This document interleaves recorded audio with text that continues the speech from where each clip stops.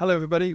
Welcome back to ASFP Sparking Interest Podcast series. We've had a little break over the summer, but as myself and my esteemed guest sit here today, we're nearly at the end of August. Schools go back next week, so that puts it into a reasonable time frame. And then later in September, and the reason for this podcast, we have Fire Door Safety Week. And with me today is Kevin Underwood. Kevin Underwood is the Technical Director of the BWF, that's the British Woodworking Federation, and also chairs a number of BSI committees in relation to timber, so fire doors, stairs, and general timber. Today's podcast is in support of Fire Door Safety Week, which is a thing that the BWF set up a few years ago. And this podcast by us is in support of that. So we'll be broadcasting this particular podcast during the week of hopefully the 23rd and between the 23rd and 27th of September. Hopefully the beginning of that week, because that gives us a chance to sort of tell people a little bit about the other things that are going on. As usual, I've printed off some notes, so hopefully I won't embarrass myself too much with not having my finger too much on the pulse. Anyway, Kevin Underwood, welcome to this corner of Coventry. Thank you. And you're very welcome. And I think it's your first time here, isn't it? Yes, it is. It is. Excellent. Good. Generally, people come back at least more than once. Not discouraged. There's a couple that probably won't, but you know, that's more down to them, I think. So, for the benefit of the people watching this, just give us a quick insight into you, and then give us a quick insight into the Fire Door Safety Week and what it's really all about and what it's designed to do. Well, my background, so I'm now in my 40th year in the industry, and I started off in 1984 with Bolton and Paul, who some people might remember at that time was the largest joinery company in the country. We were making a lot of fire doors, staircases, windows, etc. One of the statistics that I like to say is that 1 week at that time we did 22,500 windows in a week, all of those going to major house builders. 22,500 windows a week? Yeah. So you didn't have to supply them glazed, you didn't have to supply them just frames, fully painted, but frames, yes. Yeah. So that's the sort of volumes we were doing. And Bolton and Paul got bought out and became part of Geldwen's group. Okay. I left Geldwen in 2009, and I've worked for the BWF since then, so 15 years now. So a lot of experience from a lot of insight by being a manufacturer, and then a different type of insight by being within the trade association and looking more broadly at the products that we make and how they're affected in their use and their sales. Just a broader view, which has been very helpful for me to get a better understanding. Mm. And in terms of the BWF, I mean, British Woodworking Federation, so I'm assuming the clue's in the name.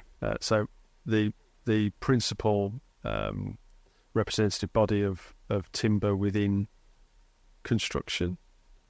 Not we're joinery manufacturers, woodworkers. Okay. So we make construction products using timber rather than structural timber. You have other associations more specialised. Yes. In those areas, of course. So we're not timber supply, we're not structural timber, but doors, staircases, windows, mouldings, etc. That falls under woodworking. So that's more our forte. So joinery, timber joinery, yeah, and its uses and applications within design and construction.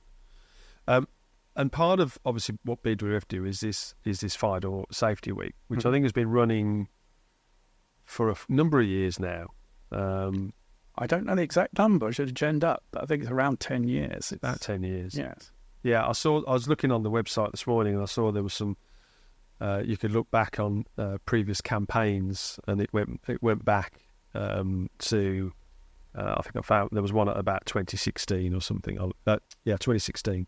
So I'm assuming it's about that old.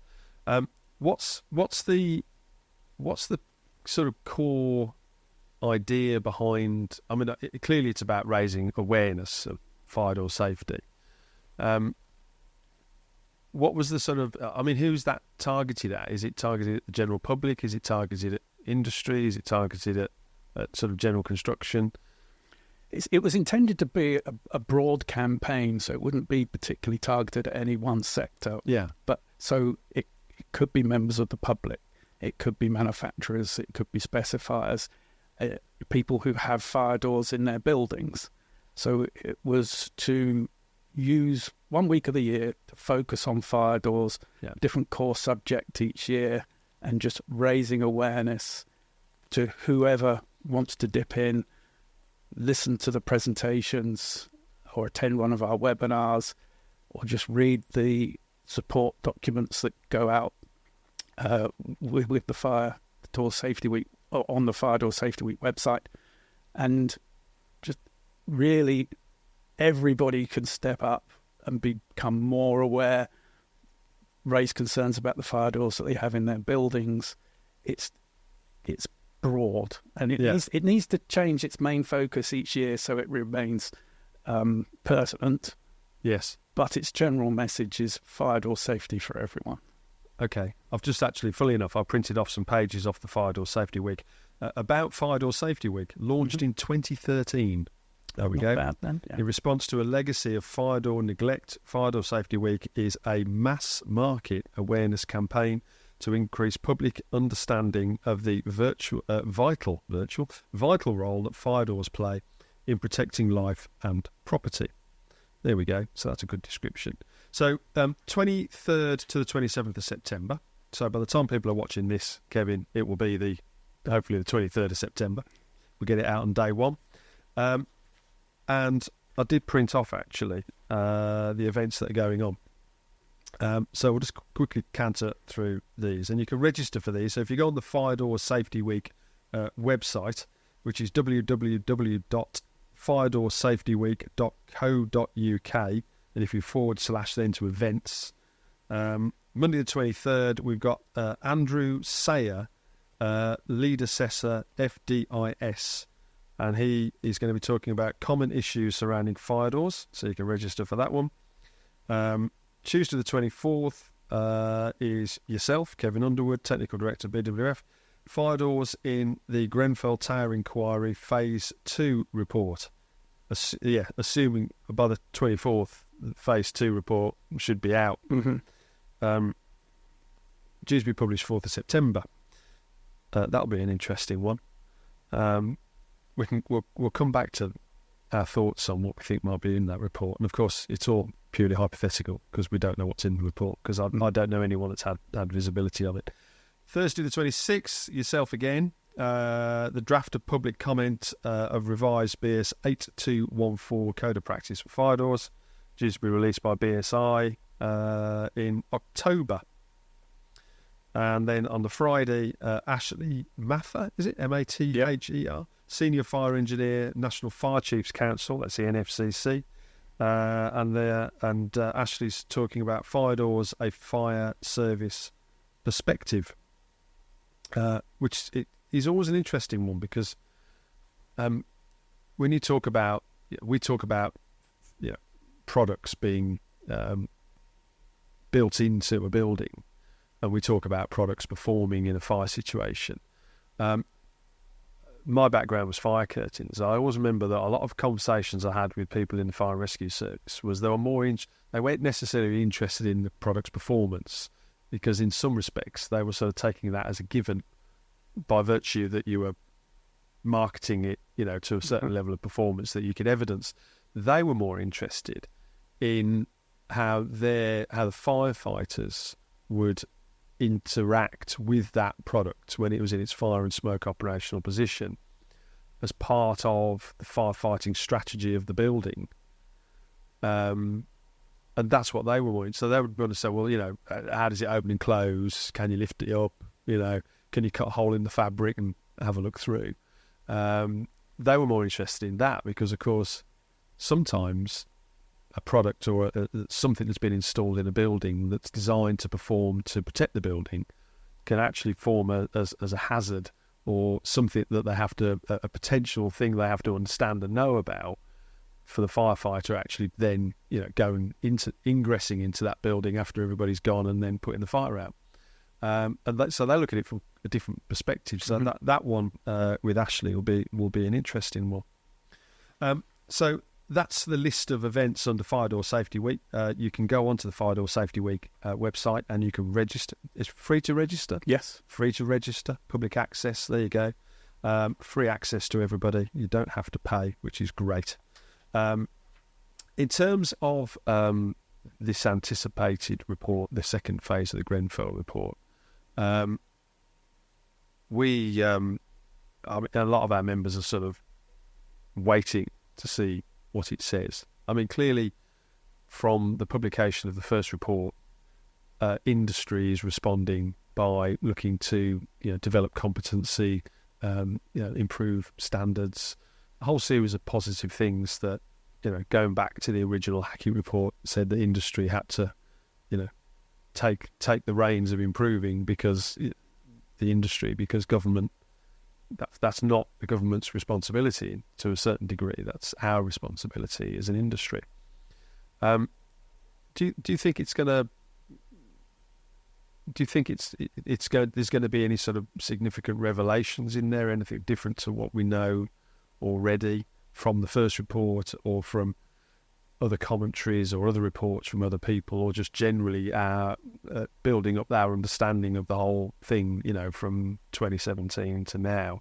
So I mean, we're 7 years, we're 7 years on from it. There's been a lot of reports, there's been a lot of commentary, there's been a lot of action.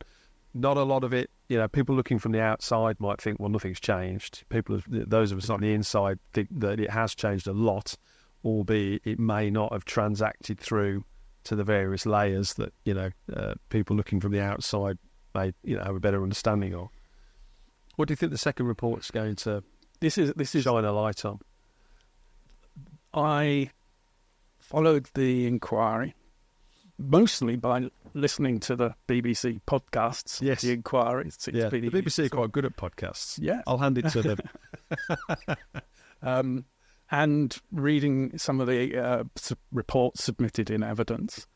I've read reports from Dr. Barbara Lane, Jose Terrero, Luke Bisbee, all around their investigations into the original fire. And from those reports, I can't see a concern over the fire doors per se. So there have been issues raised.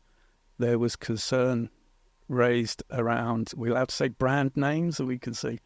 I mean, this is, all of our podcasts are without prejudice, but some people might not think it appropriate. So, we'll just, there were some concerns raised early on around the performance of some composite fire doors. Yeah. The reports that I read seemed to be around that the evidence supporting them wasn't correct evidence for the doors that were supplied.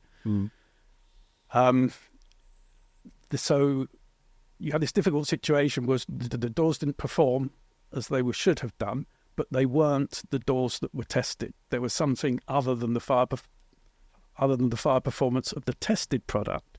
There was a slight deviation. That's what I understand. Yeah. And we know that there isn't, that the composite door manufacturers have stepped up and really faced that issue and made improvements in what they do. So I have no criticism. It's just this is what was the evidence in the report. So that was understood, and that's something that is easily dealt with by just the fire doors that get installed, whatever materials that they're made from, should be matching the evidence that's used to support them. And there should be no deviations because that'll have a significant effect on their overall fire performance. So that was known early on. The issues around fire doors in phase 1 focused around smoke control. And interesting, you mentioned with the NFCC and the fire service operations, there were some issues generated for smoke control that were to do with fire doors being pushed in so that fire and rescue services could see whether people were trapped in the building, where the doors were held open on hoses so they could get the hoses through to the firefighting story, the level. There were also some issues around broken or removed door closers, so doors weren't holding back smoke. So smoke's generated in the individual compartments was then making its way into escape routes, and that had significant consequences on people's ability to escape. But that's fire smoke control. So still we're looking at fire performance. Now, Jose Terrero, in his reports, did some interesting comparisons to the period of fire resistance of the fire doors and the intensity, the time, the flux from the flashover fires that then in some compartments was a significant fire event for those compartments. Because the fires were coming in mostly from the facade into the compartments through the windows, around the insulation that was failing because that was combustible around the windows. You had a sort of strange profile of the fires. It was not the usual event. It's not a fire within the compartment then trying to get out. It was a fire outside. It was more of a boundary issue than it was an internal compartmentation. So even though some of the fire doors were later assessed to be 20-minute fire resistance, the flashover fires there should have been 20 minutes should have been sufficient to provide the compartmentation to stop then the progression and development of the flashover fires. So again, it's hard to see the contribution from the fire doors, even though they weren't performing at the level they were intended to, how then the fires would progress into more or less a fire sterile stairwell. And where would it go? There didn't seem to be reports of fire in the stairway, in the lobbies. It was more smoke. So I'm waiting. I occasionally dip into the evidence on the Grenfell Inquiry website, do various searches to try and dig out, because you have to find the right piece of paper that there's so much evidence there to find something which would then change the view. So this is why I don't know what to expect in the phase 2. My following of the evidence and looking at information subsequent to the fire says there might not be too much in there, but then there'd be something that I've overlooked or missed, and then something will come out. So we've been messaging in the Fire Door Alliance for 27 years about the benefits of third-party product certification, about companies ensuring that the test evidence they have, field of application reports or assessments that they use to then extend the scope, that everything is reflected in the fire doors that they produce, and then those are installed consistently, they're manufactured consistently, and that they should perform to the level that they were originally expected, how they were originally expected to perform.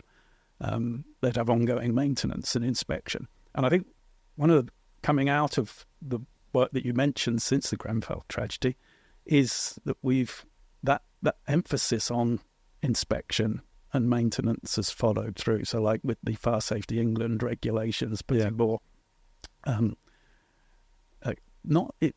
it clarified a position that we had already assumed was there, that the responsible persons should take the flat entrance doors into consideration in their risk assessments. We thought, well, do you need to say that? I thought that was already accepted, that was their responsibility.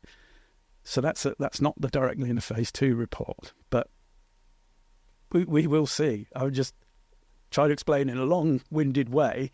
Yeah. We've looked, we followed it, tried to look for the evidence to see what comes through.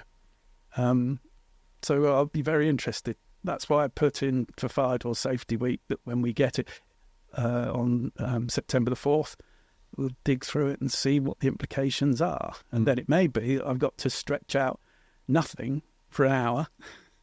Right. Or try and cram in an awful lot. Like knitting fog, trying to make something from nothing practically. You touch on third-party certification, and of course that's a good segue into the conversation around the proposal to remove 476 from approved document B and follow EN standards at 1634 part 1, 3 and classification 13501, I think, from memory. And of course, because you can effectively you can run a third-party scheme to those standards, whereas of course you can't to the old British standard. Do you think that's our general feeling on that particular subject is that it's a question of when, not if 476 gets taken out? Is that your sort of general is that your general consensus? And do you think it will actually improve the fire door industry by doing it? We had a meeting with the housing minister at the time. Was that Mr. Gove? Rowley. Oh, Rowley. Okay.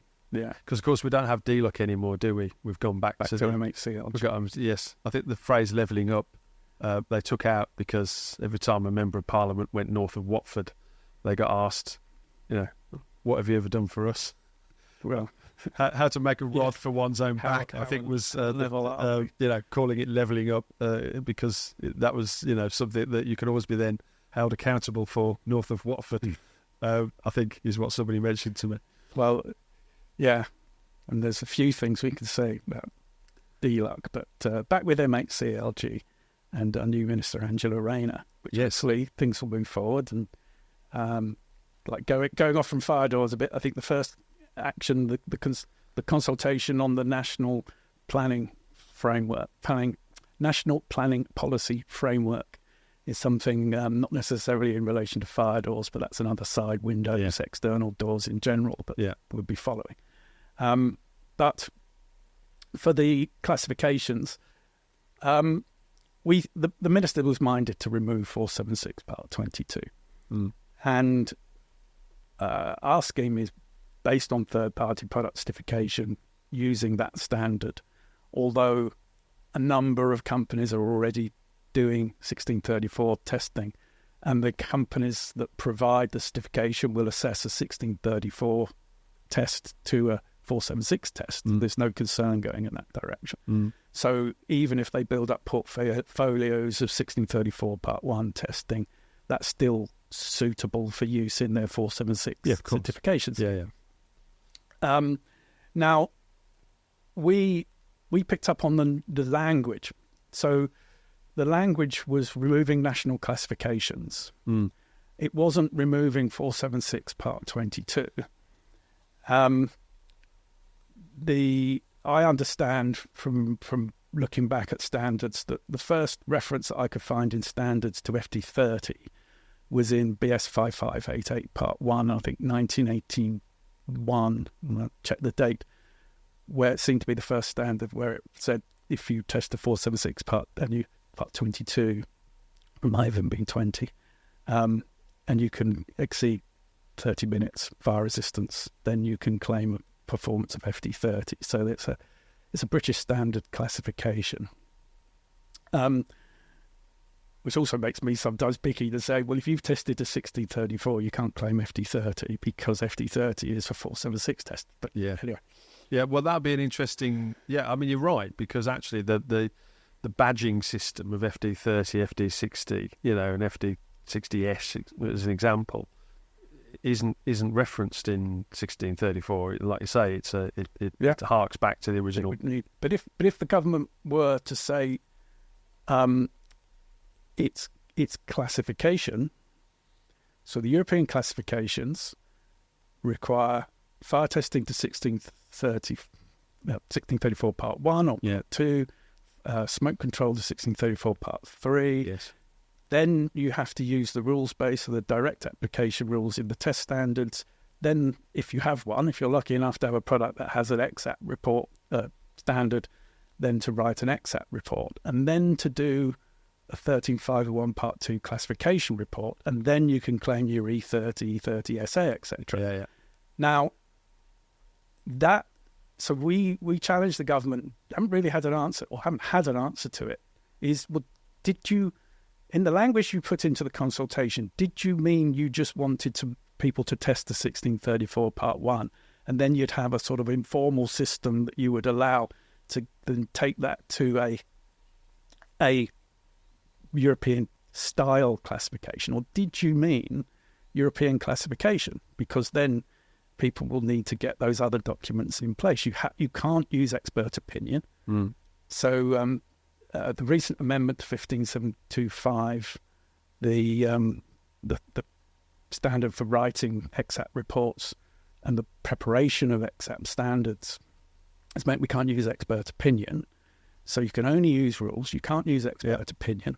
Not that anybody give you an expert opinion these days. Well, we do. No, but certainly, I mean, the certification bodies are very,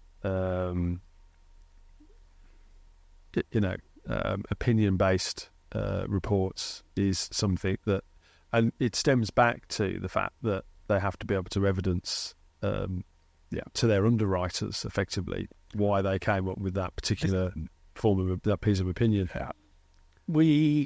I've worked in subcommittees at SEN that have written EXAP standards. That was based a lot on expert opinion, but in some of the rules, probably unfair to say a lot, but there was expert opinion being offered in those subcommittees to develop. But that was a standard. I'm talking about, we talk about extended application reports from certification bodies. There's a lot that the extension of the application from the original test specimen has got narrower and narrower in the sense that they're not writing up such an EXAP report based on the original test that takes that product significantly outside of its test specimen size quite so much. I think that's one thing that yes, that certainly seems to be the case, that the ability to extend the performance is being curtailed, and that falls in line with the EXAP documents. So the ultimate is that the scope that manufacturers have enjoyed is going to be drawn reduced. So that could reduce choice in the marketplace, the styles of doors and so on. So, but we still don't know from the government whether their response to the consultation, whether they meant they want to move to European classifications, or whether they meant that they wanted to drop 476 Part 22 and then just have fire performance assessed under 1634 Part 1. Yeah. And I don't know whether they understood the nuance between the language, whether it was the test evidence or the full classifications.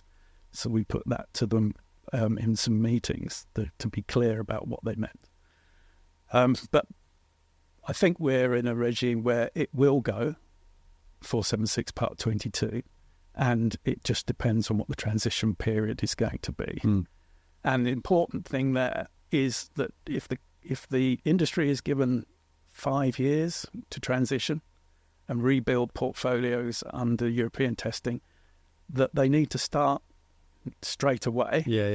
And not wait for 5 years' time. I think we were asked, well, we're not going to come back in 5 years' time, and you'll say, well, we're not ready to change because no one's done anything to change, and then go, well, we need another 5 years. If you say a long transition period, then no, you've got to be done within 5. And I think that certainly our view is it's a question of when, not if. But I think the important thing for the likes of BWF and ASFP and others that are sort of involved in the Guild of Architectural Ironmongers is supporting that transition.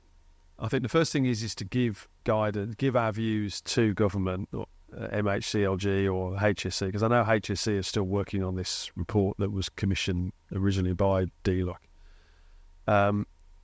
is to give the important thing is to give our view on what we think a reasonable transition is, based on the ability of the market to be able to support that transition. And what I mean by that is the testing capacity, report writing capacity. So we were at the new Warrington Fire Laboratories in Warrington last week.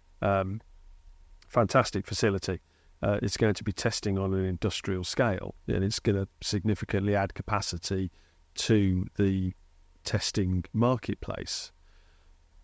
But one of my questions to them is that's great, but are you going to improve the performance of the report writing? Because if you've gone from 5 furnaces to 9 furnaces, aren't you just moving the bottleneck to the next stage of testing something? And they assured me that they're going through. They've now started this apprenticeship scheme to bring younger people through, because we all know there's a limited number of people in that space that have the skills, knowledge, and experience to be able to write these reports. And there's a bit of a merry-go-round of people going from one laboratory to the next. So I think it's important that we define what we think the transition is, and if that's 5 years, it's 5. If it's 7, it's 7. But as you say, the important thing is to say, okay, and if it's 5 or 7, then everyone's done by 5 or 7, not start the process in the 7th year, because like you say, it'll be far too late and we'll have failed in that exercise. Interestingly, we're not the split between door manufacturers, and this is any type of door, by the way, not just timber, between testing to 476 or testing 1634. We did a bit of a census with some of the labs, and we think it's somewhere in the realms of 70-30, 60-40.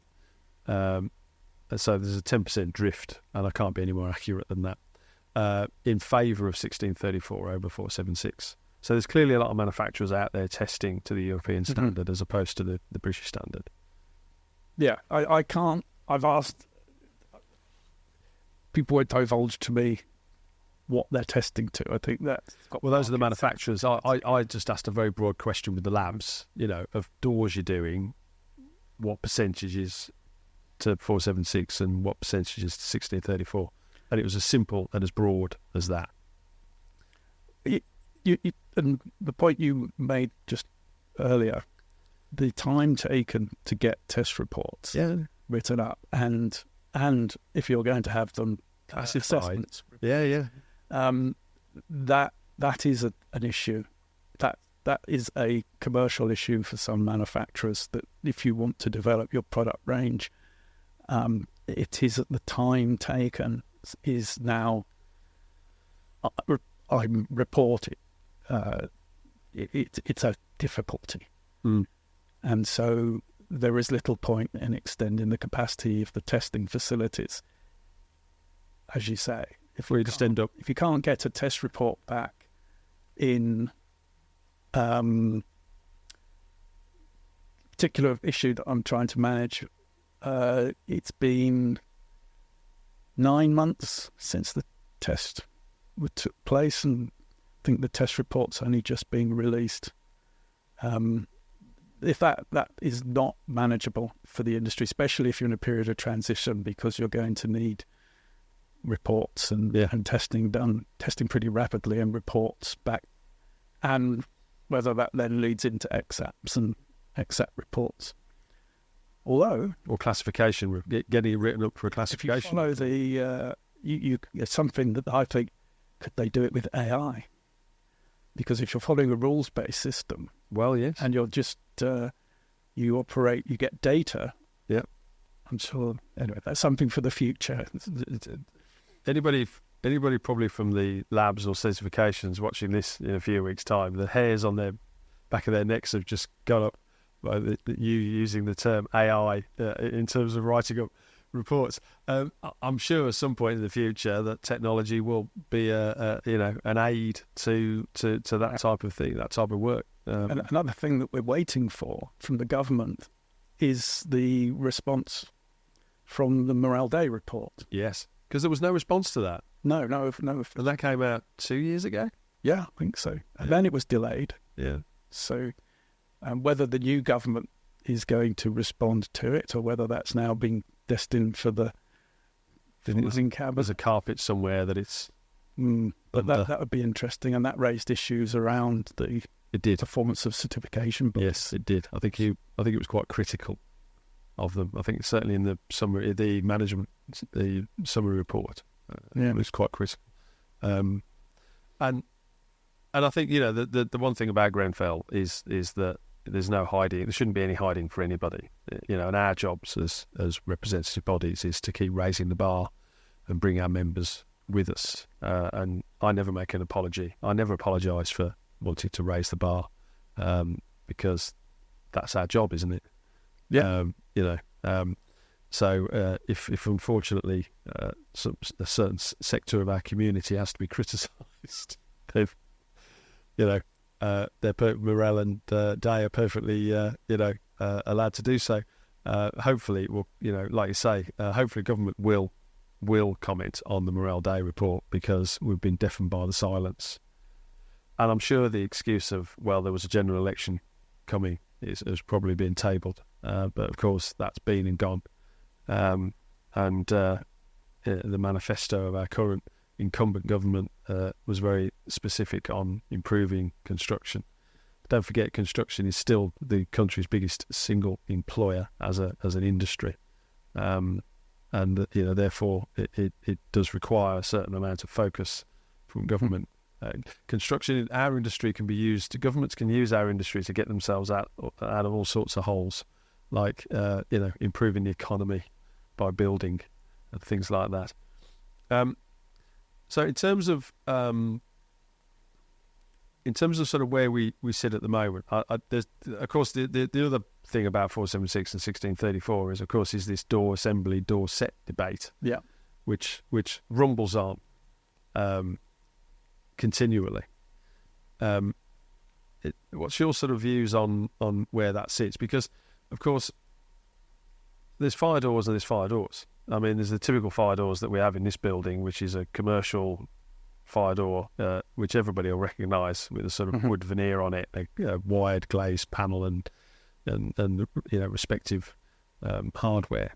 But of course, there's doors which go way outside the scope. I mean, you have these enormous, great big tall things which could be 3, 4, 5 metres tall. They're sort of almost like cathedral doors. I remember if anyone's ever been there, of course you can't go there now, but the Aviva building, their basement where they had their amphitheatre, that breakout area they had, and the doors between the breakout area and the theatre were these great big 3.5 metre tall things, sort of full height doors. And of course, they're not standard doors. It's not, that isn't sort of shelling peas of a door of of a specific size. It's very bespoke. And of course, it probably wouldn't come you wouldn't necessarily test that as a door set, because you may only ever make 4 sets that go into a particular building, because it's a bespoke design, and it would fall outside the scope. And it would fall outside the scope. I mean, how do you think as an industry that we're going to get around, or that's going to work if because of the thing about 476 is it has a significant amount more flexibility than the European equivalent, which is very much more regimented. How do you think we're going to get around that? The product going into an aperture in the wall has the same performance criteria and the same constraints laid upon it, whether it was assembled on the construction site or whether it was assembled in a workshop. So the assembly of components have all got to work as the originally tested product. That's the same constraint. Now, with the amendment to 8214, Code of Practice for Fire Doors, one of the amendments was that previous guise, it was 4 door assemblies. That meant that it could skirt around any conflict with conformity marking, because conformity marking only applies to door sets or door kits. Yeah. But we emphasised that the product in the aperture has the same responsibility to perform as tested, to match the field of application, to match the test evidence. So there isn't really an easier route to get the product in there. It's just how it arrived on site. So we're putting the emphasis on effectively what goes into the aperture as a door set in every case. In 8214, we're just calling it a fire door. We're not differentiating between door sets or door kits. It's a fire door. That sort of direction is what approved document B follows. It's always a fire door, but approved document B says door set, but they have got a description at the beginning of the standard to say, but this isn't limited to door sets as we would know it. Okay. It can go as a door assembly, but we chose to call them all fire doors in the code of practice. So however it gets to the aperture, it's a fire door, and the same constraints. And that brings in some issues around who's the designer of the product in that case. Right. Okay. So you may start drifting into responsibilities of the designer if you're pulling in components together. So it puts a lot of emphasis on the installer and how they bring the products together. We were looking at could you have a scheme that would oversee how people were bringing product together on the construction site, effectively move the ISO 9001, the QMS, the factory production control, the restraints that would be part of a third-party certification scheme, could they be put onto the construction site? Because if these operations are taking place on the construction site, the same operations have to take place on the construction site as they do in the workshop. It's just you're transferring the location from workshop to construction site. Cool. So it from performance point of view, it's got the same criteria. You need to machine accurately, you need to fit the right product, you need to bring the right components together, they need to be in the scope of the evidence supporting them. When it comes to conformity marking, then that's an interesting... At the moment, now this is getting into real technicalities of the standards, because for internal fire doors don't fall under conformity marking, because 14351 Part 2 isn't a harmonised standard or designated standard. External fire doors do, because 14351 Part 1 is a designated standard. 16034, fire doors are one of the few, if perhaps unique, to the fact they have two harmonised standards that have to be referred to for their classification. We, as an aside, CEN-TC 33 WG1, who's responsible for those standards, was tasked with bringing the fire characteristics into 14351 Part 1 and Part 2, so there'd be 16034 would go. That was done as an exercise, but then we got caught up in the logjam of no new harmonised standards, or there's been a trickle of harmonised standards. Well, they're still debating the UK CA thing, aren't they? Well, that's another thing that's up in the air, and I'm sure we'll come on to that. Yeah, we can have a chat about that. I've got a couple of, because I did go out to our technical guys at the ASFP, who are a wily bunch. You've probably met some of them. So they've asked a couple of questions. Some of it was sort of covered, but I'll ask the question again anyway, in case the context of it requires a slightly different answer. The answer to your question, door sets, from the point of view of performance, we see door sets, door kits under the same constraint. They should be following through to the same level of performance, making sure that the components are all compatible. Yeah. How do we do that? Well, that's education. We're all working on competency. Absolutely. Competency in the supply chain, making sure the right parts arrive on site, competency at the installation. And I think a big thing is the new competency acronym of SKEB, skills, knowledge, experience and behaviour. Yes. And when we look at behaviour, we'd like to see people able to walk away from installations that were just not going to perform. Not leave it as such, but not be pushed.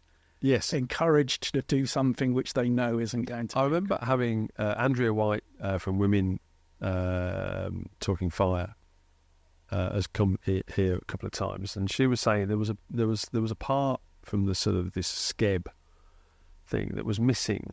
It was at the end of it, so skills, knowledge, experience, behaviour. And she said the only reason it's missing is it doesn't fit particularly well into the acronym, which is know your limitations. Mm-hmm. And that sort of is a sort of follow on from the behaviour part of SCEB. And that sort of touches on what if you don't have the skills, knowledge, and experience, and can evidence it to do a certain task operation, you should walk away from it. And I think that's quite a poignant thing that we should remember, because of course one of the problems that we've had in construction is that a contractor subby goes on site to do function A, and then because the principal contractor wants to limit the number of sublets they make, because of course there's a cost to serve subletting work, mm-hmm. and obviously it increases risk by the if you've got lots and lots of subbies, the risk factor goes up. They get asked to do, function B and operation C, which they may not necessarily have the skills and knowledge and experience to do. And I just thought it was quite a poignant thing she said, because it hadn't really ever, that hadn't ever really been in my psyche. And this a couple of years ago, she sort of raised this. It was interesting about, you talk about fire door sets and assemblies. So what you're saying is that the selection of materials and how that system is then brought together, whether it be in a controlled environment of let's call it a factory, or on site, there shouldn't be any difference, and the skills and knowledge should be there, and the controlled operation of sourcing and bringing together should be the same, and then the installation part should follow a set criteria depending on the substrate it's going into and the type of fixings, and so replicating the fixings and the substrate that were used in the original test. Can you see a time then where effectively you've almost got like a mobile, a door assembly unit brought on site, and they assemble the doors in that? So it's basically a mobile version of the factory.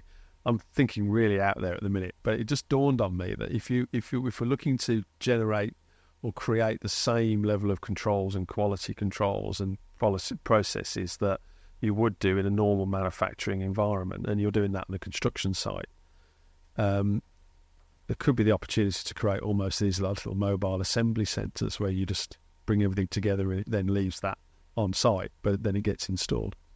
That's just anyone does fire door manufacture, you can have that one free. We'll leave the details with you. If you want to do that. So in terms of, so I'll just quickly touch on a couple of things. So Andy Taylor has got a couple of questions. So he said, where are we? Whether you can CE mark internal door sets and assemblies, which I think you touched on that external are, but internal aren't. That's right. Now, the CEN/TC 33 WG1, we're meeting in November. And by that time, we're hoping to have a standardisation request from the Commission to draft new product standards to the new European Construction Products Regulations under the new standardisation request, new templates, new standards under the new regime. And then, so we will know soon, because we expected from the Commission, we were told we would have the standardisation request in September. We were told originally, you'll get it in July. If you don't get it in July, you'll get it in September. Well, we didn't get it in July, so we're anticipating September. So September's going to be very busy, isn't it?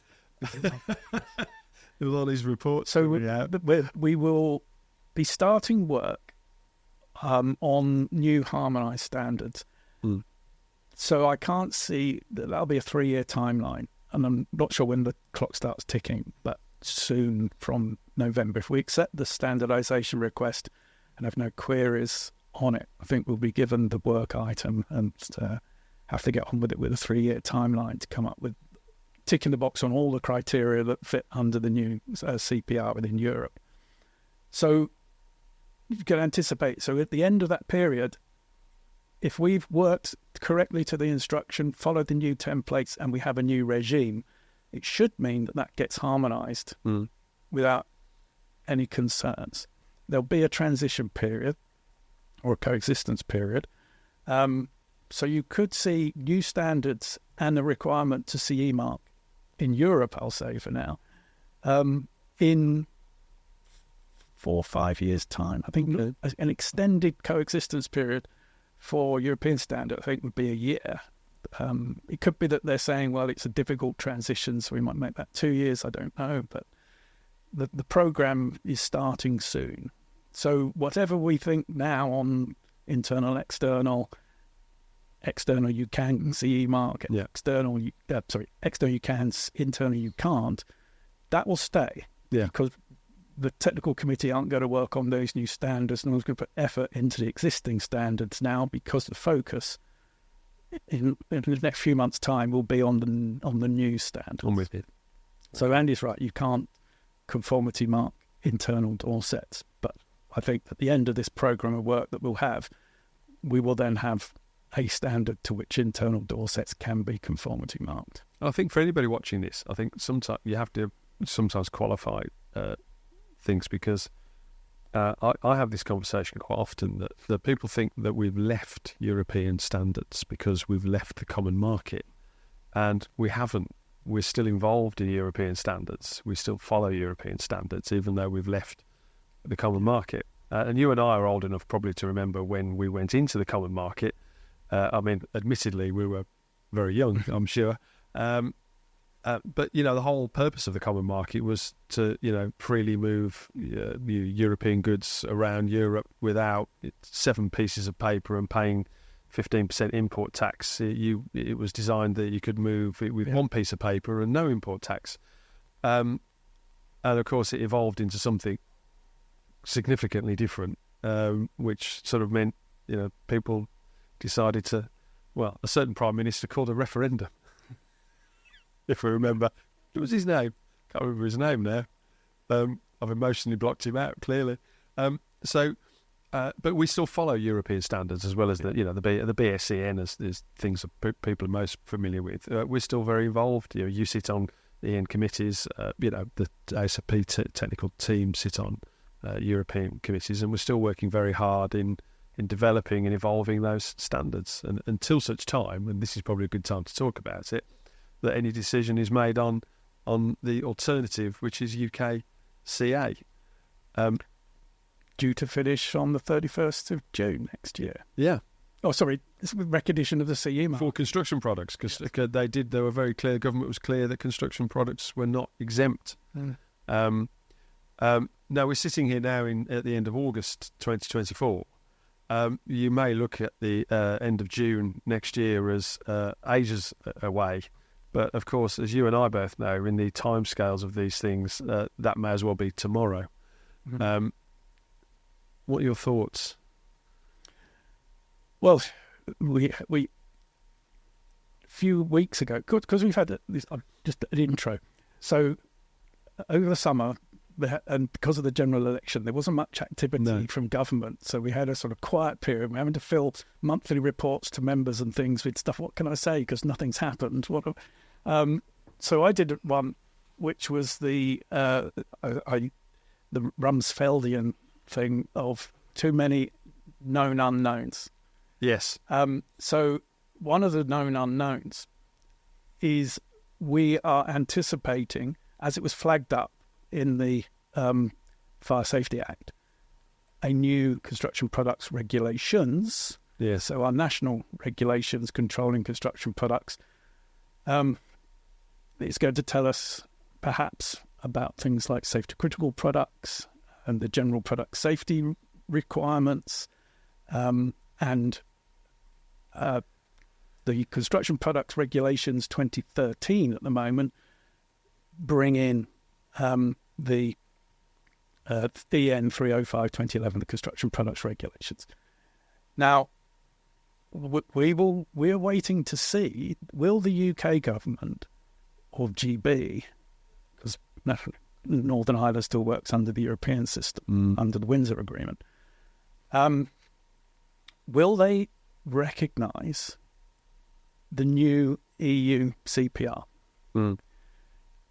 And if they don't, then we've got something which could be an awkward divergence in that what happens, and I don't know the answer to this, so I'm just speculating, what happens when the product standard is written to the new EU regulation? So Annex ZA in the new harmonised standard will say this is written in accordance with the new European regulation.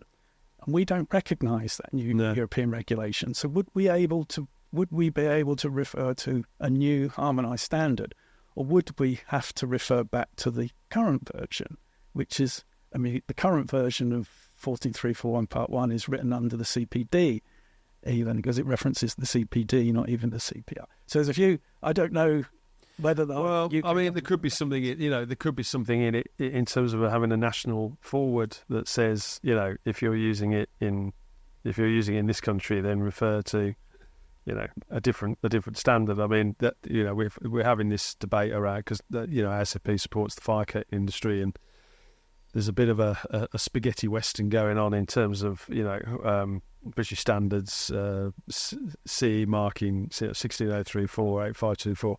And quite often, I mean, the 16034 forward says, in the absence where you're using it outside the scope of 16034, see a different standard, which in that particular case is 8524. Saying that, though, and you mentioned it just now about safety critical construction products, and it all, we know that I think Chandra was talking about DLUC releasing a list of what these products were, and all of them would need to be third party certified. The problem you've got is then you're relying on commercial businesses, the cert bodies, to run schemes for every single one of those product groups. And we know that they don't, because some aren't as commercially attractive as others, and some have a higher level of risk to them, or require a significant amount of more work than other products or services to maintain them. And our concern is that they release a list of critical safety construction products, and 15% of them aren't covered under third-party certification because the commercial businesses of cert bodies don't see the value in running a scheme for them. How would Chandra enforce that? We don't have any requirement for third-party product certification under the building regulations. Nope. And if they're going to change, so the list of safety critical products is the list that will appear in the construction products regulations. Yes. That's what the Building Safety Act says. It will appear in the list in the construction products regulations. Also, interestingly, it says that if the covered products are covered by a harmonised or designated standard, they can't be safety critical products.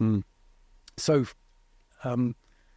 certainly at the moment, external fire doors wouldn't appear on that list, though internal products could. But where are they going to put it? I don't know of any. Is there a regulation? Is there an act that's somewhere now that says you have to have third-party product certification for that product, or does that go beyond what government can legislate for? It's a very good question. It's a shame Chandra is not here to answer that for us. Next time he comes in, I'll ask him. This is why the construction products regulations 2024, 2025, 2026, when they come through, we'll see. We had the draft in 2022, which was not quickly, but sneakily removed from the internet, so you can't find a copy. We have some copies that were kept at the time. You press print before it disappeared. We can see what was said in 2022, but we don't know what's intended for 2024, and a few more things like the change to the CPR and so on have come into effect. But it'd be interesting. In August 2018, I went along with other people. I wasn't from a certification body, but with other people from certification bodies to talk to MHCLG because they wanted to talk about third-party product certification and what it meant, what was it about, what is this third-party product certification about? And we realised that the the general headline is, well, it's these need to be ISO 17065 product certification bodies. They're providing ISO 17067, and we said Type 5 product certification schemes. But that's fairly a loose. Type 5 product certification scheme can then be interpreted in many ways. How often do you do audit testing? How often do you do factory production control audits, etc.? That needs to be defined in the schemes themselves. So the group was tasked with coming up with a single third-party product certification scheme and criteria that all the product certification bodies could then certificate or certify to, so there'd be a level playing field. That hasn't been picked up. That was kicked around for a year or so, and a final proposal, almost complete, was put on the table, but never completed, never followed through. So if we get into these certification schemes, the other factor is not just the certification bodies that are going to provide it, but what are the schemes that they're going to certify to? Because that could be a different scheme for each different certification. Some schemes just don't exist for these products. Yeah, they've not been created. So you've got to write the scheme in the first place, let alone run it. And how long does it take for UCAS to accredit a scheme? You've got to. UCAS have their own challenges at the moment. Yeah. I think they have a skills and knowledge and experience, stroke resource pressures themselves, because of course they have to have experts to then review the scheme providers for and on behalf of UCAS. Now, a large proportion of those are not UCAS employees; they are experts, quote unquote, in that particular field. And they work, for and on behalf of UCAS effectively on a consultative basis. But you've got to find them. And then, of course, there's a cost to serve, because you will have to pay these people or pay their reasonable expenses to support that, those particular schemes that that are run by the cert bodies that these people are experts in. So, their costs are going to the more life safety critical products that are demanded to have schemes run for them, the more it's going to put cost pressures on UCAS to support them. Well, another thing that came out onto the construction products regulations, I think it was 2022, rather in the regulation, that the Secretary of State would instruct BSI to write safety critical standards for safety critical products. And BSI don't write standards.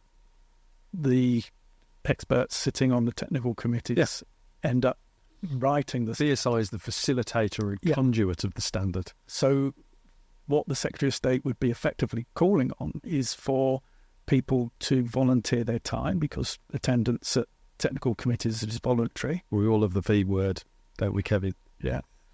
We'll see how that pans out. Yeah. If the Secretary of State, should they start to instruct BSI to do standards, then what is it that BSI are going to do? Are they going to follow the same committee structure, the existing methodology, or maybe go down one of these other routes and maybe get paid experts to write them? I don't know. This is another area that we don't know. Yeah, another thing is you end up in that dichotomy then, don't you? A paid expert. I mean, what's the difference between a professional golfer and a very good amateur golfer? The only difference is the professional earns a living from, hitting a small ball down long stretches of grass.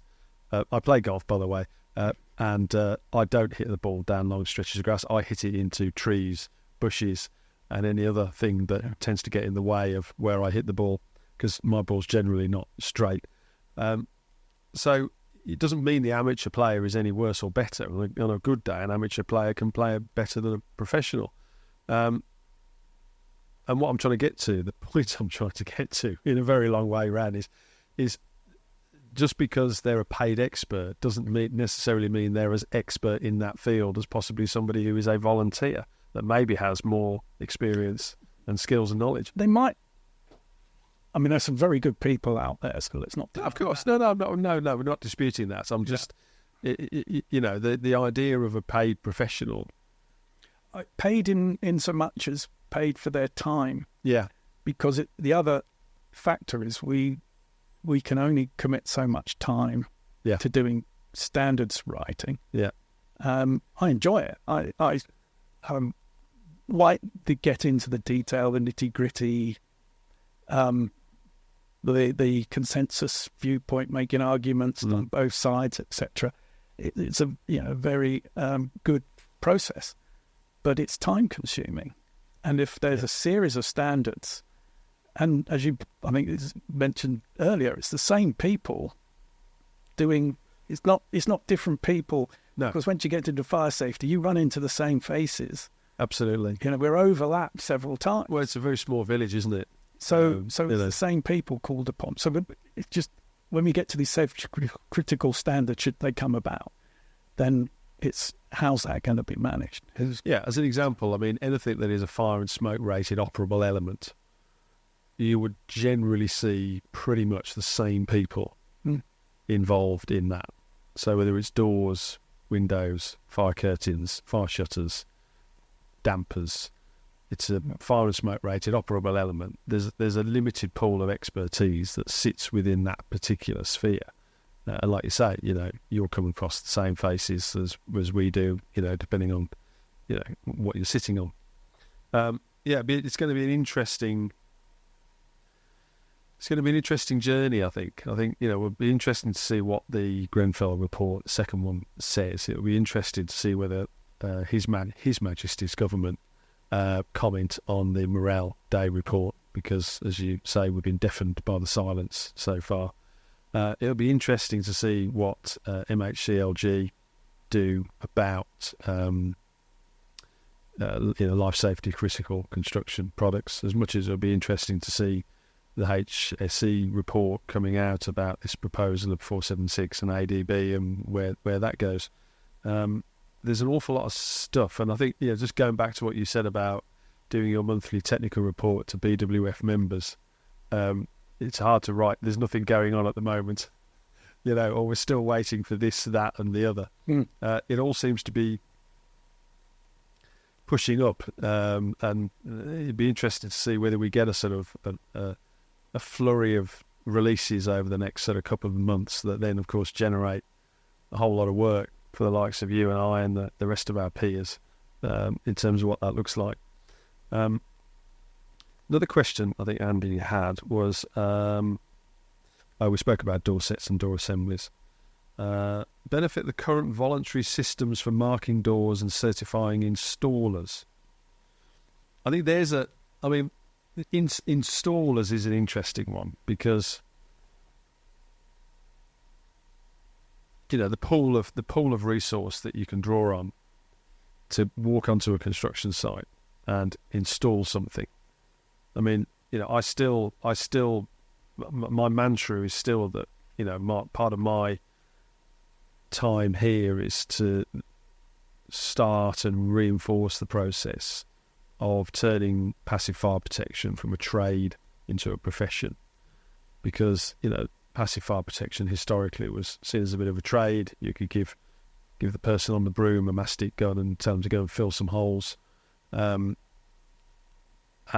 the quality of installation resource is one of the big challenges that we have in our industry, in the sense that it's our job to support our members in upskilling that resource.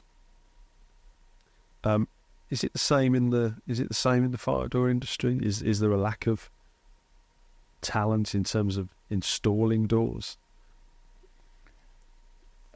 Well, it's the same call upon the same requirements as installing doors, and the same pool, say, of certification schemes, different levels of training, different levels of assessment, to produce something which could be construed as the same end, but isn't necessarily the same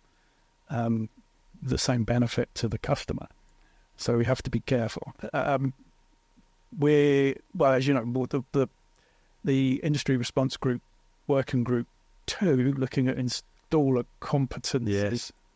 It's doing a lot of work on mapping the installer industry against qualifications and looking to embed knowledge of installation into apprenticeships or the national occupational standards, which will come through in people taking apprenticeships, people taking qualifications will have certain things that they have to know, which will include some elements of fire installations. So that's useful. That means that the ground knowledge is being built upon. They're already aware of fire safety. They're already aware of the implications of correct installation, and then come through into businesses that are doing installation and shouldn't be in a position where they're just given a mastic gun, because they will know through what they've learnt so far that that's not the right thing to do. So that's a good start. Because you're leading, in terms of working group 2, there's 12, isn't there? And 2 is competency. Yeah. Of installation, effectively. So I know BWF are involved in doors. Yeah. ASFP has been involved in fire stopping, of which I think we've pretty much mapped most of that now. And I know the team that work with ASFP that are working within that sort of, in that area, moved on to other passive fire things.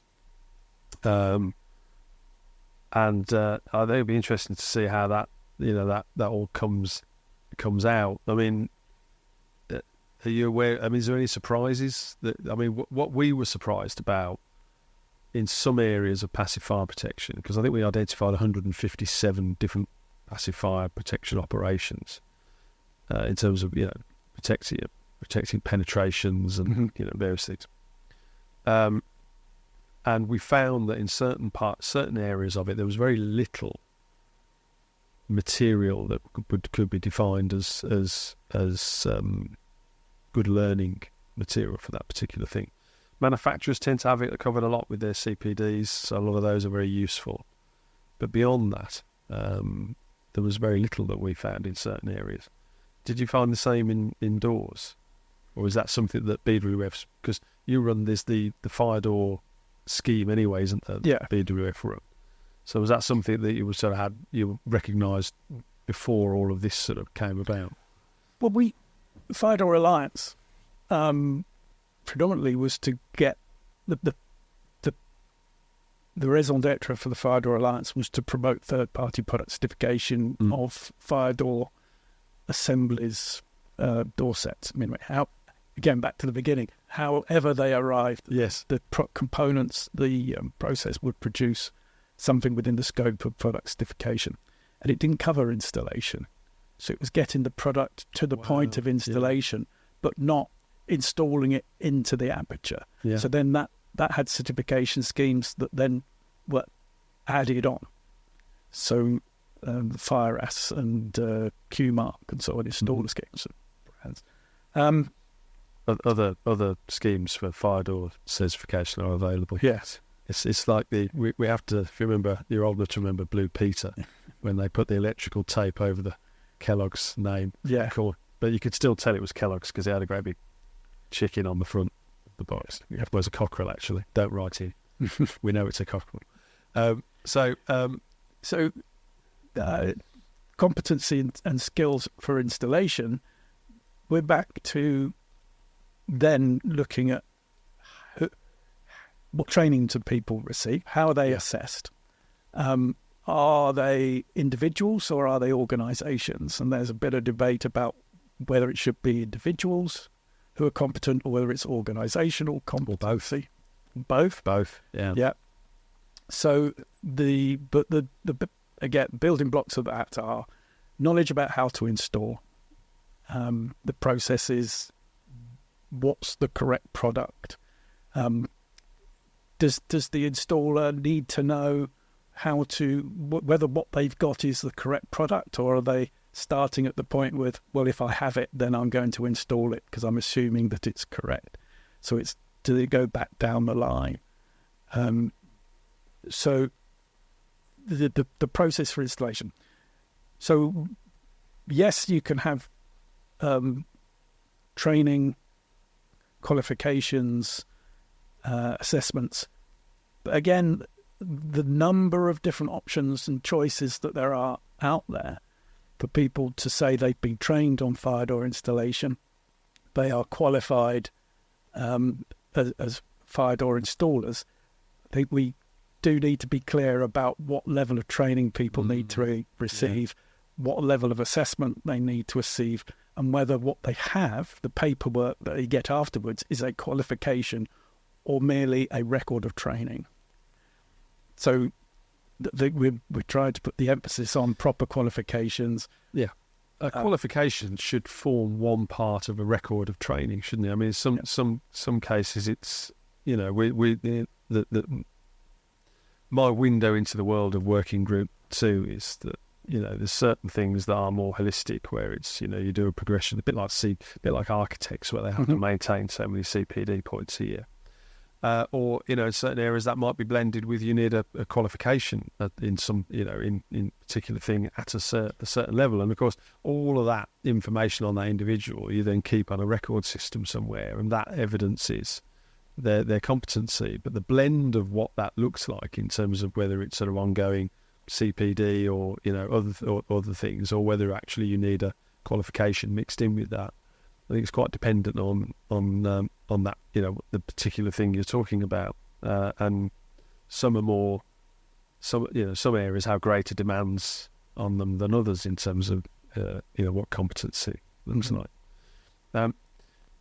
In terms of, it's interesting you talk about that because most product standards have very little in them about the installation of the product, and I think pretty much across the broad spectrum of British standards, BSE and EN standards. My experience was fire curtains, and 8524 was developed, and that had 2 parts to it. That had spec, which was part 1, the specification, but then it had this code of practice, which was part 2, which was the design, application, installation, fault finding, and that in itself, in some respects, part 2 of that standard is more important than part 1. Because I think it showed, it defined the application by performance of the product, where it should be used and what level of performance that it needed to have, and then how it should be installed based on substrate, in terms of the different types of fixings depending on the substrate, where things like the control box had to go, different environments that the head box might find itself in, because of course in the head box was the motor. And I think, in a utopian world, there's a thing. Every product standard should have, if it's a product that needs to be installed, it should have its version of part 2.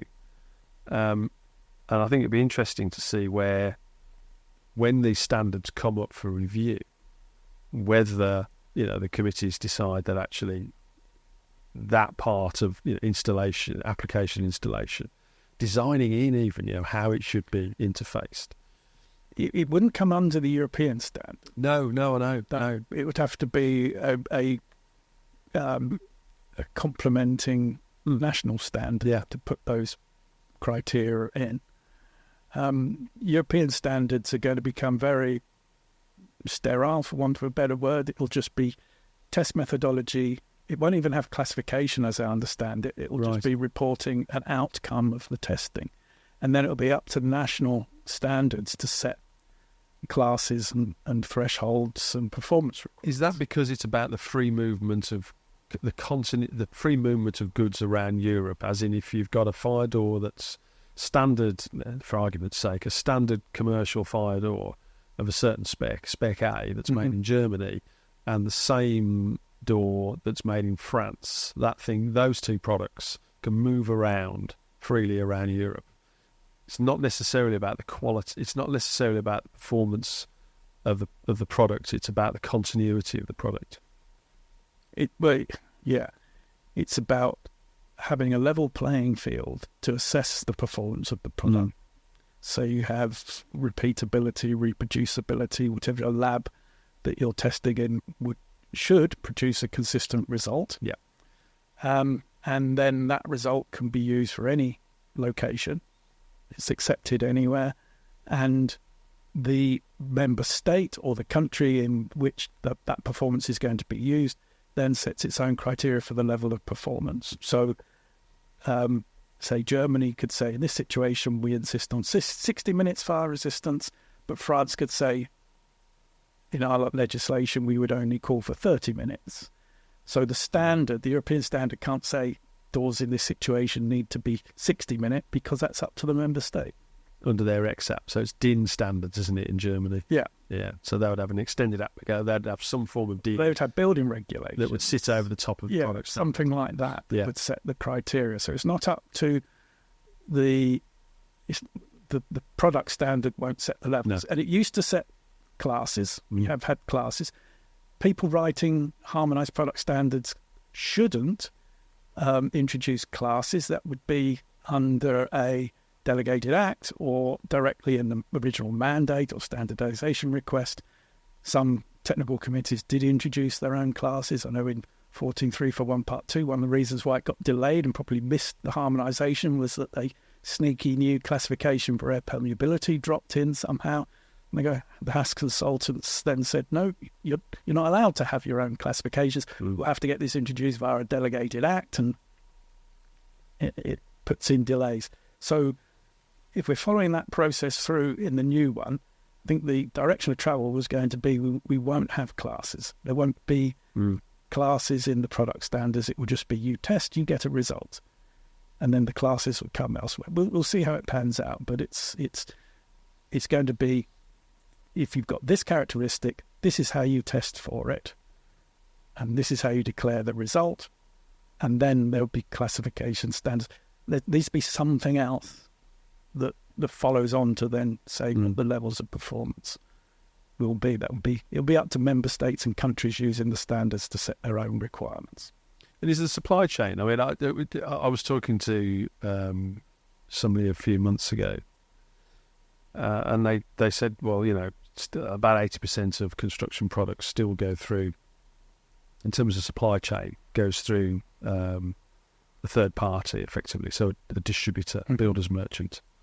I'm assuming in the industry that you represent, a significant amount of material still goes through the distribution network as opposed to direct from a manufacturer, and then it's installed by a fourth party, I suppose, in some respects, because not many, if you look at Travis Perkins, I don't believe have a whole network of installers around the country that install, things that they supply. So it goes to a fourth party in the end.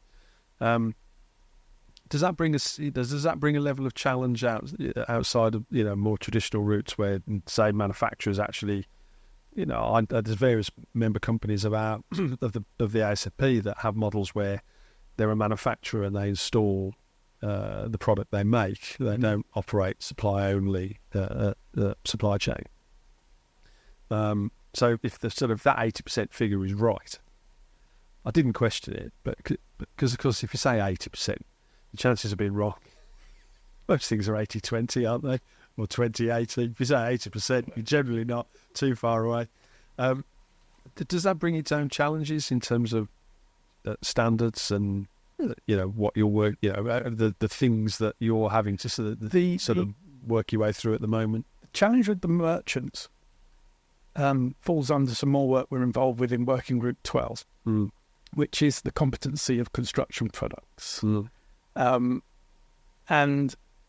that we're looking at a British standard BS 8670 Part 2 construction product competence there.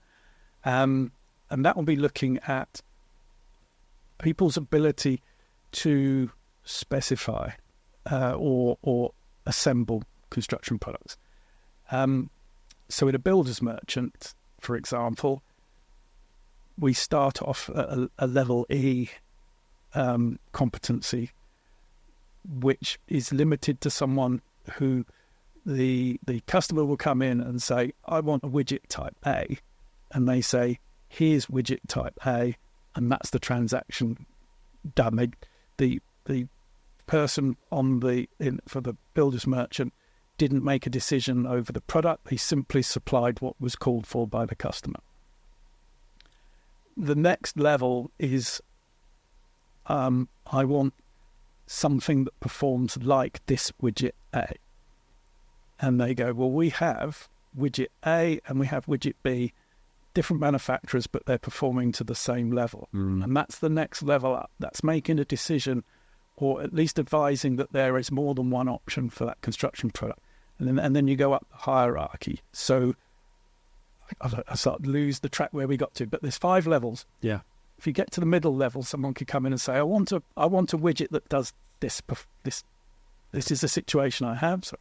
And I need a widget that will do that. Yeah. So they can go, right, I understand what your requirement is, and I can propose to you that you could use these products. So again, that's rather than giving them a choice of things with a known performance, it's then getting into the realms of giving them a product that fulfills a performance requirement rather than the products themselves. But you're building on these levels. The higher levels come into where there's a sort of unknown requirement, and then the supply chain, it probably goes outside the realm of builders merchants then into a bespoke solution to a particular requirement, and that needs very higher levels of competency to be able to achieve that. So you're building up the levels layer upon layer of what people are competent to do, and they need to understand that they can't go beyond the level that they're competent. I think know your limitations. That's it. As we talked about earlier. Yeah.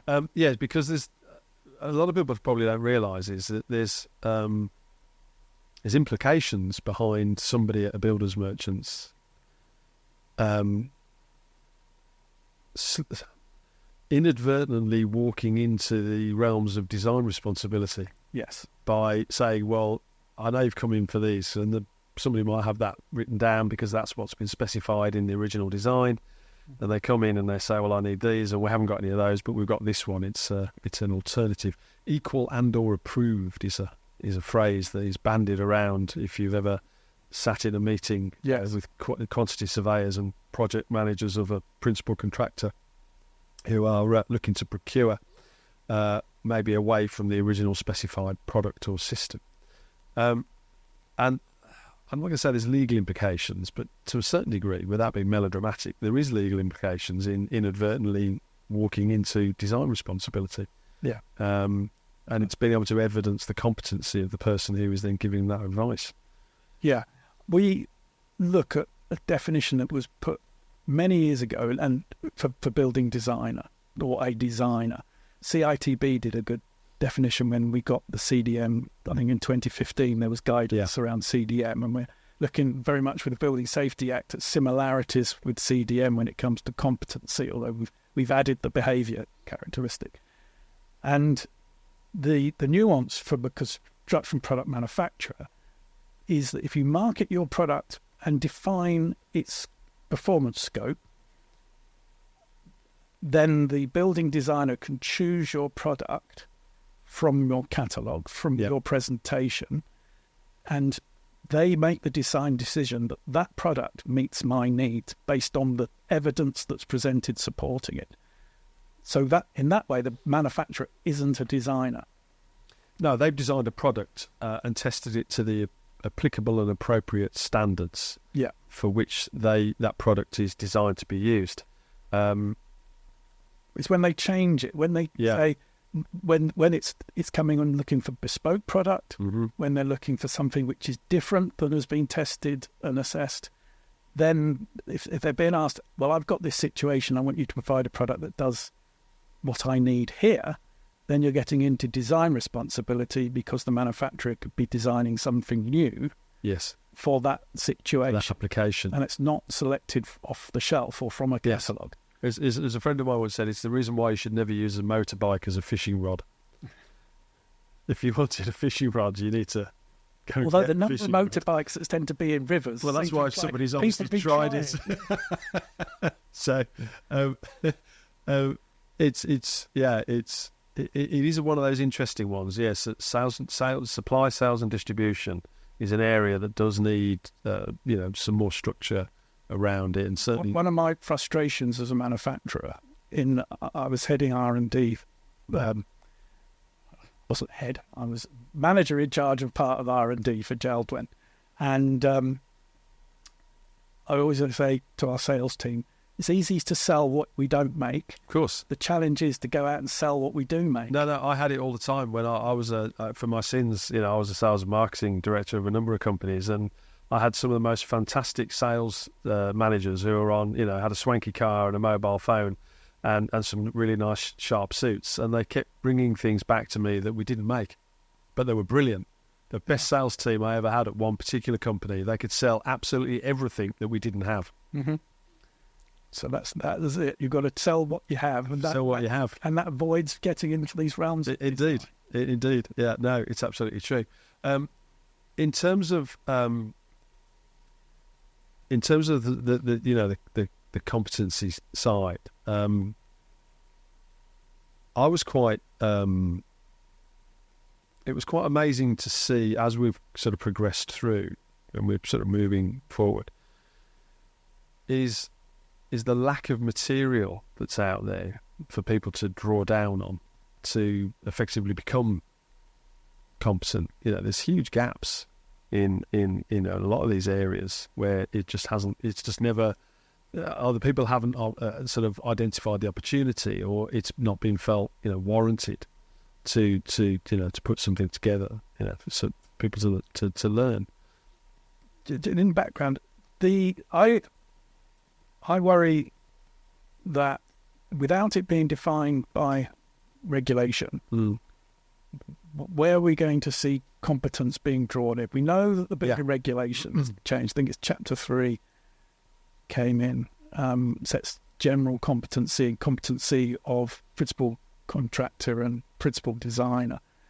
There are some regulations brought in about defining competency, but it tends to just refer to SCEB again. It does, yeah. So we have to define SCEB, and I think we need something tangible to know that we're going in the right direction. So when we see the work that's being done specified and not being picked up by ICC, the Industry Competence Committee, and saying, well, no, that's not right, that's not what we meant, we've got to test what we've discussed so far on competency to be reassured that what we've been doing is right, because I don't think it's been tested as yet under the new regime. No, and how do you define what the competency of an architect looks like? I mean, in passive fire, which is a very sort of quite a specialist, narrow field, we know that there's big, they do the designs of a building and there's big gaps, and it says simply passive fire protection here, and it ends up, so it goes from principal designer, PD, and to principal contractor, PC. And the principal contractor, and quite often the architects will say, well, we're not competent in designing that in, and because we can't evidence competency, we can't get underwritten by our insurers to design it in. Not that we would anyway, because we don't know what we're designing in. It ends up with the principal contractor, and the principal contractor quite often would say, well, we're not competent in designing in either. So it ends up with a subcontractor and a manufacturer. But if you were on an HRB or an HRRB, that should get picked up in the gateways. It does, because you haven't got the full plans submission. So that's putting the problem back onto principal designer, and where that's an area where you're talking about some of these specialist areas of construction, that because historically they've not invested in competency as a phrase, it is where you've got some of these big gaps. Yeah. Where do they go to get that knowledge from? And is that going to come then from specialist manufacturers who provide them with the knowledge to know that they're doing it correctly? But they've got to accept that what they're being told is the sufficient standard. I mean, the easiest route is to standardise. You come up with a suite of 20 different penetration applications. So a typical one we've talked about quite a bit in the Passive Fire Knowledge Group thing that we support is multiple occupancy HRBs. So a tower block of 100 apartments, and normally, as an example, you would have the services running through a letterbox that come in above the front door, for instance. And the configuration of those pipes and cables and penetrations. One of the suggested ideas was from the Passive Fire Knowledge Group is you come up with a series of, say, 20, and all of those would get tested.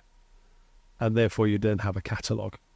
Mm-hmm. And just depending on the type of, the one you need with more or less or different penetrations running through it, depending on the services you need, you choose option 17 or you choose option 3.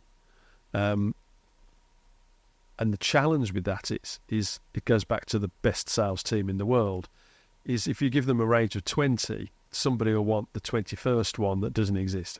Yeah. Because they've designed it differently or includes something that wasn't included before. And it's the variation of application in those types of scenarios which still cause a problem. In the world of, say, doors or shutters or curtains or glazing, it's a bit more simple because you can, the majority, there's definitely it's not even an 80-20 split, it's probably a 90-10 split. Most of it is a sort of standard size application. Mm-hmm. And, you can test a series of different examples of those standard applications and cover 90% of your market. But all this, we're bringing together passive materials. So, firebat, mastic, collars, protecting cable tray penetrations. The variation is that you're bringing together a series of products to solve a problem, not like a door or a curtain or a damper or a shutter, where you effectively, it's the same system, it's just maybe varies X and Y, it's wider or lower or... Yeah. Well, we do get variations, different core materials. And different glass types, etc. There's variations. But yes, so one of the thoughts, the progression of conformity marking, for example, is to just focus on a limited range of product that will meet all the criteria, and avoid going into the realm of the specialism design. So it limits choice, and it limits design flair. And that's what the architects will say.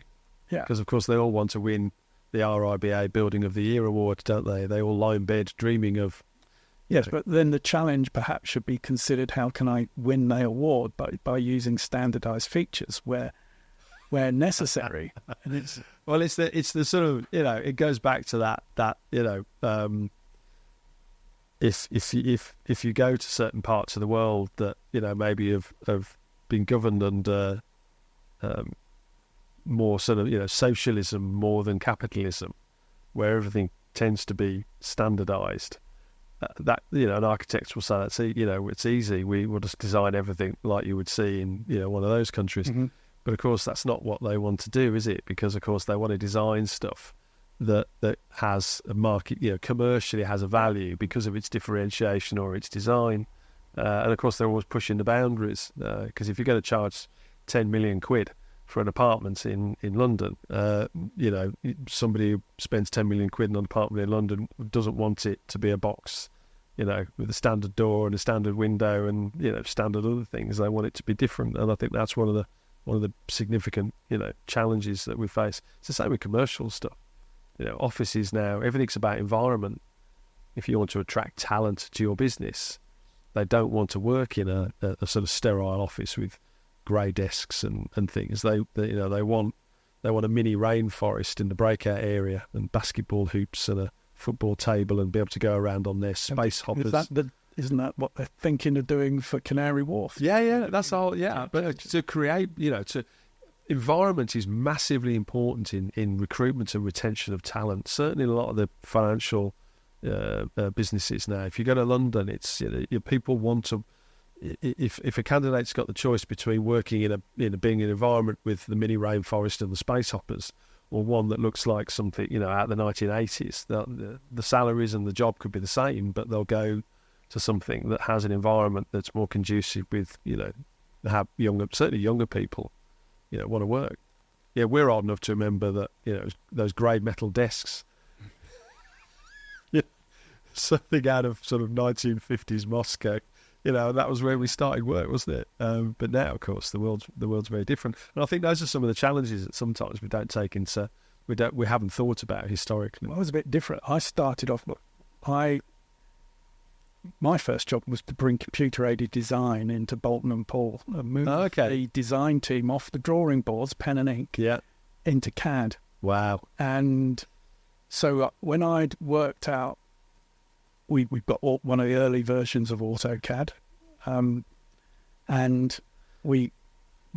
I had bespoke desks made because you had to have the screens and things. Yeah. It was, I don't know, we were paying tens of thousands. So it's all your fault then, is it? We managed to introduce.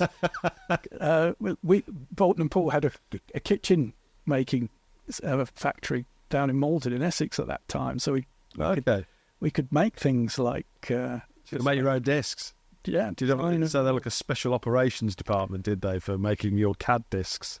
Yeah, that's it. We could have branched out. And so... Well, there's probably a good business there, wasn't there? I mean, it's like a lot of these, if you go to Scandinavia, everyone's got those standing discs, haven't they? I mean, I used to spend a lot of time working in Denmark and Norway and Sweden. And the amount of offices I used to go to over there where, they were all pretty much stood up most of the time. It's far more, and I'm going back probably 15 years. I mean, we see it over here now, but certainly in Scandinavia, it's been a thing for a lot longer. So in terms of Fire Door Safety Week, because of course we've gone off at some massive tangents, which is brilliant, because this is what podcasts are all about. There's no script. It's just, I'd say fireside chat, but we don't have a fire in here for health and safety reasons, Kevin. So you're okay. In terms of Fire Door Safety Week, in a few weeks' time, let's just give it a 23rd to the 27th of September. What's the one? We normally ask a couple of questions at the end about big things. Mm-hmm. So in terms of Fire Door Safety Week, what's the one big thing people should look out for or engage with? Well, we're looking particularly at fire safety in care homes. Okay. And really there, it's understand your responsibility. There's a lot of oversight in fire safety in care homes. In fact, you've got the fire safety order, which applies, and CQC also assesses the safety of the accommodation. So there is quite a lot of scrutiny. But in principle, you're looking at a fire safety order checks on the fire doors, making sure they're all operational, they close if they need to close. And the focus on Fire Door Safety Week tends to look at a niche and then try and appeal to the people working in that sector, look at some statistics. Do you know when you've got the correct fire door? Can you tell when a fire door isn't right, when there's a problem with it? Do you know who you should report faults of fire doors to? Do you feel comfortable about reporting faults with fire doors, etc.? And it's just because fire safety applies virtually in every part of our lives, then picking on a particular aspect of it and understanding what people know, how they operate with fire safety, what makes them feel comfortable. And Fire Door Safety Week just looks to encourage people to feel more responsible for their fire safety. So the takeaway is really, in an environment like that, everybody there, whether you're a resident, a visitor, an employee, or the people responsible for fire safety, everybody can help with the fire safety of the building by raising concerns if there are concerns, getting things checked, making sure all the fire safety measures in the buildings are working.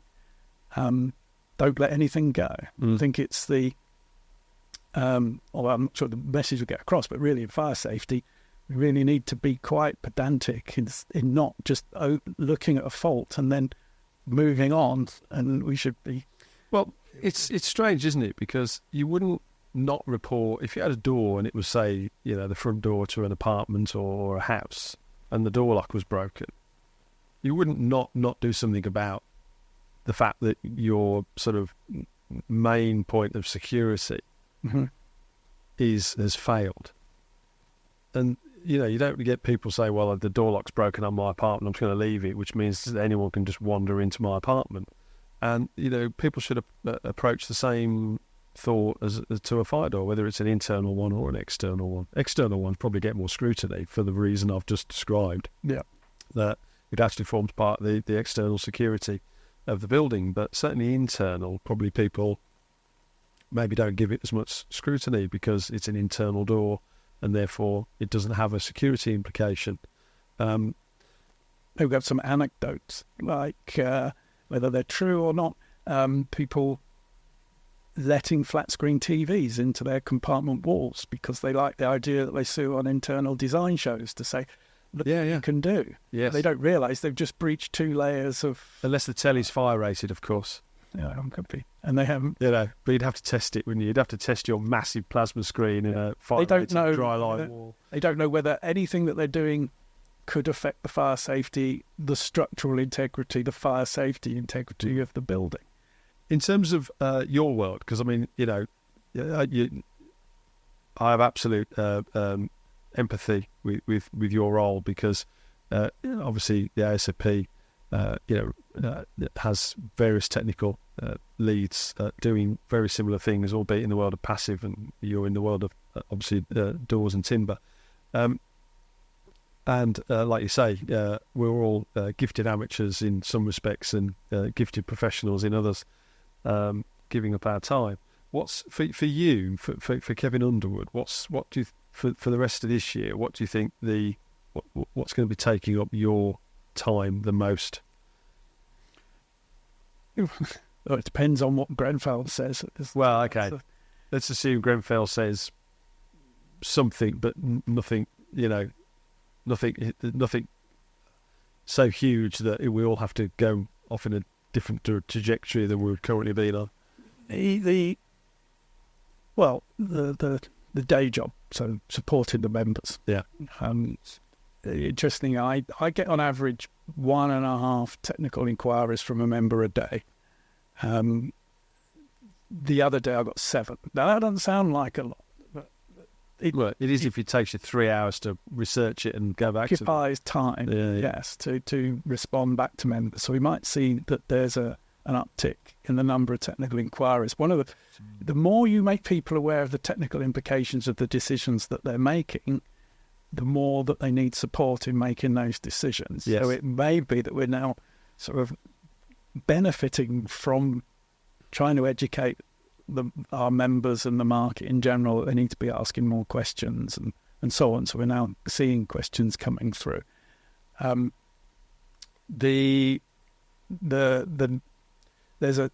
Usually in recent years we have a balance between whether most of my questions are going to be on fire safety or U values, because building regulations from thermal performance of products have changed in the last few years, and we've got this constant review of fire safety. So for me, one month I might get more questions about U values, the other month it will be fire safety. It tend to be the top 2 subjects that I get questions on. So doing that, and then we will be looking at the consultation on 8214, the Code of Practice for Fire Doors. That may elicit quite a few comments. That we'll do a comments resolution phase on that. That could take quite a few weeks to resolve. We're kicking off with the new standardisation request and new structure for European standards. We may get the Morale Day report. So we may get the construction products regulations coming out, or at least some form of direction of travel for that. Yeah.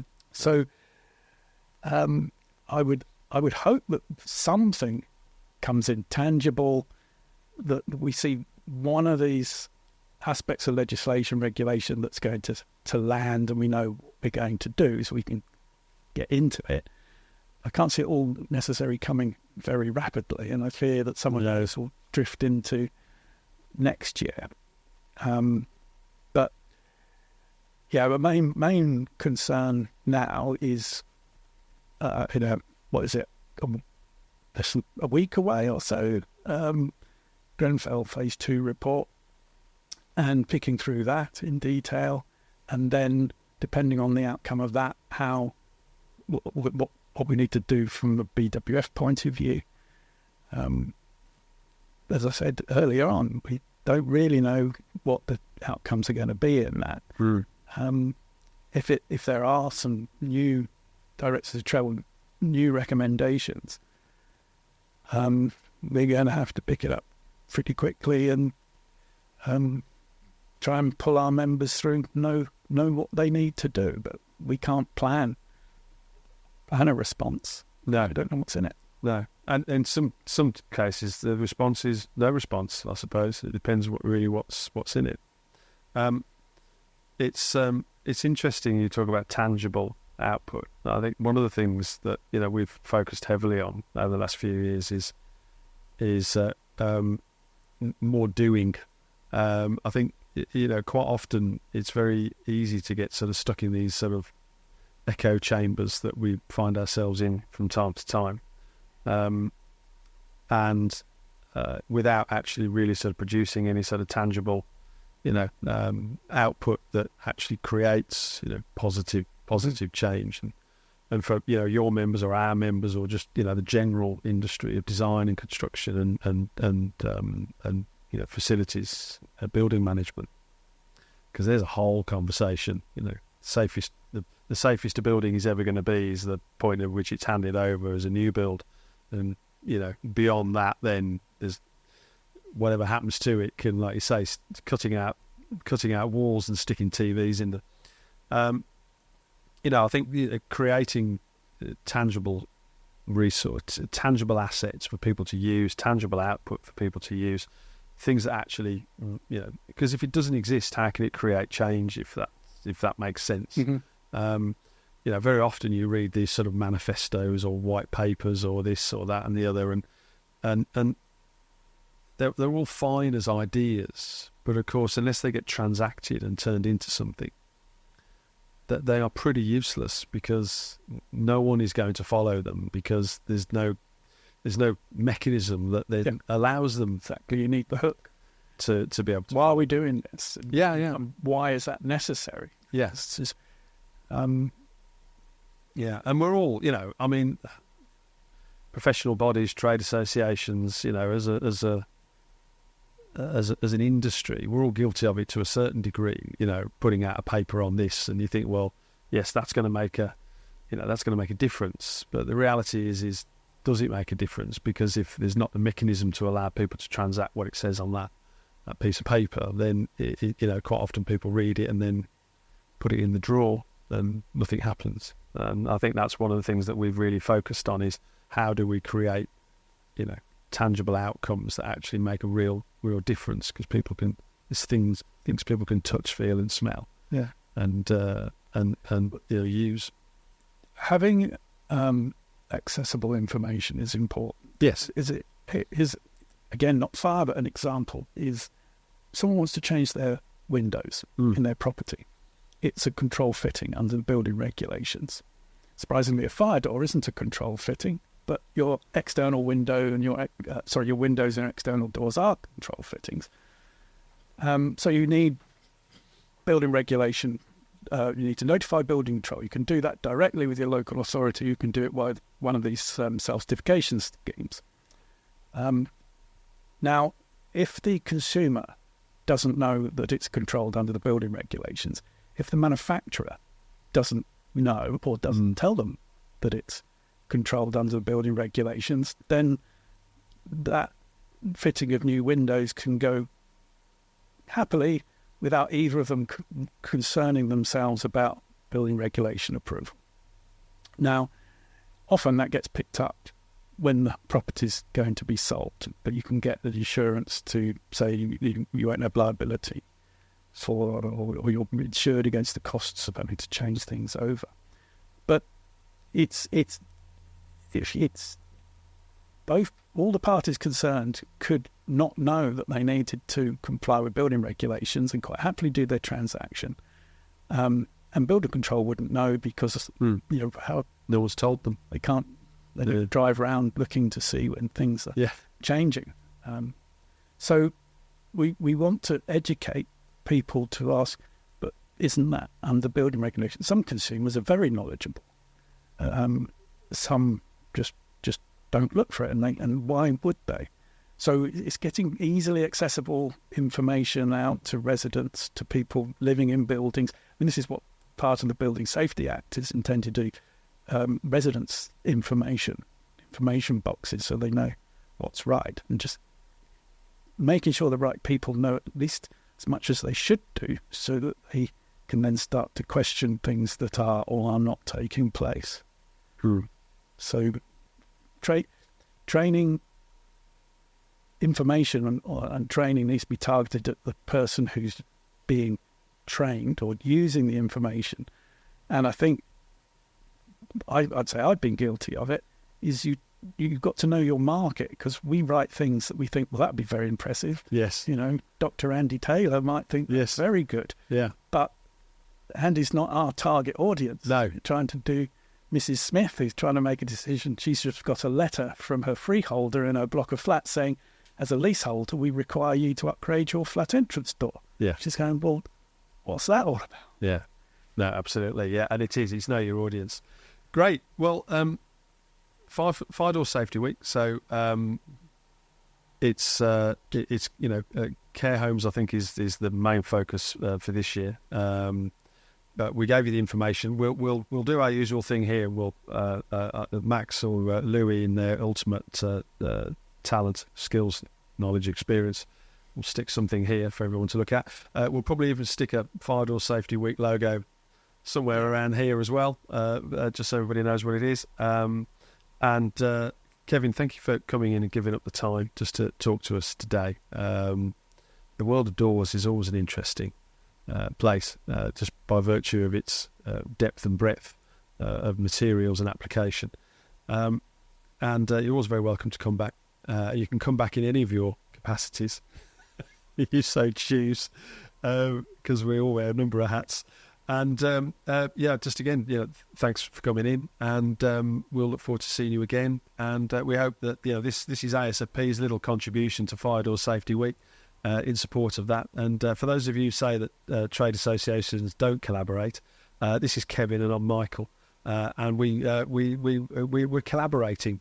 So it's good to see you, and thanks for coming in. All right. Well, thank you. Thank you for giving me the opportunity. No problem at all.